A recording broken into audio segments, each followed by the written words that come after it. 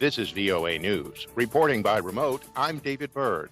Russian police have issued a strong warning against participating in protests planned for Sunday to call for the release of jailed opposition leader Alexei Navalny, the Kremlin's most prominent foe.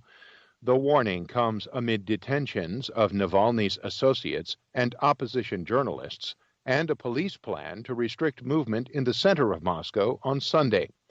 Navalny was arrested January 17th after flying back to Russia from Germany, where he had spent 5 months recovering from nerve agent poisoning.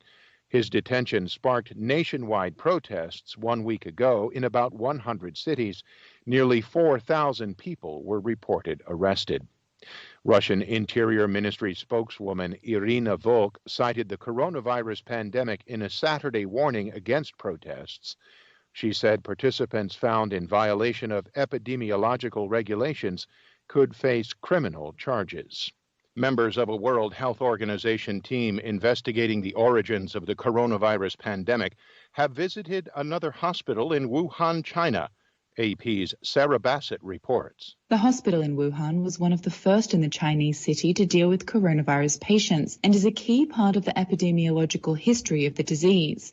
The mission has become politically charged as China seeks to avoid blame for alleged missteps in its early response to the outbreak. A single visit by scientists is unlikely to confirm the virus's origins. Pinning down an outbreak's animal reservoir typically takes years of research. One possibility is that a wildlife poacher might have passed the virus to traders who carried it to Wuhan. I'm Sarah Bassett.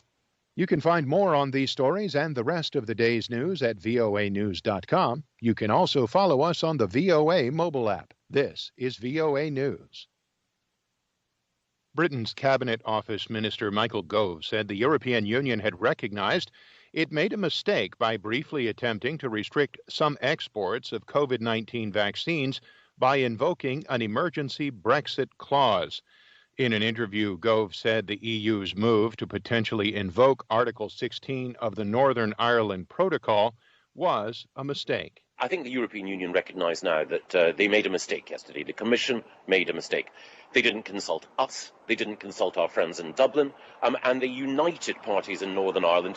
The EU reversed the plan to use the clause to restrict exports of COVID-19 vaccines from crossing the Irish border into Britain within hours on Friday, after the move sent shockwaves through Northern Ireland and in London and Dublin.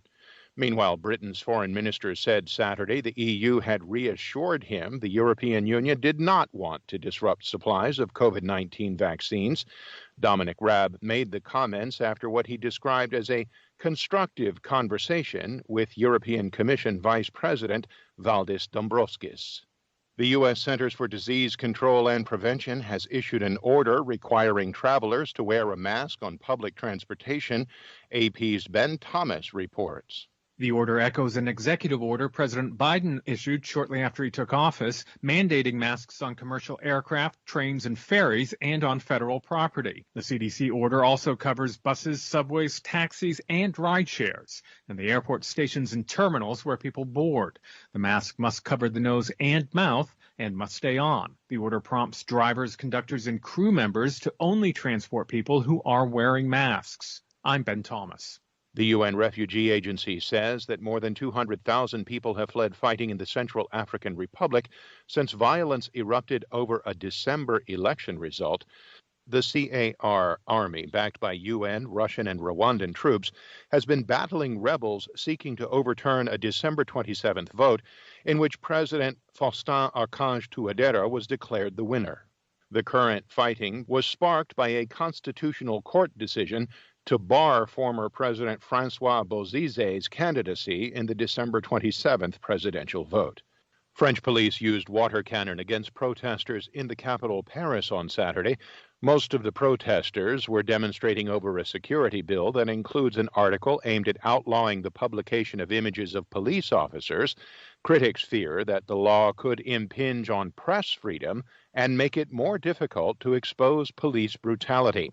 Be sure to log on to our website, voanews.com. Reporting by remote, I'm David Byrd, VOA News.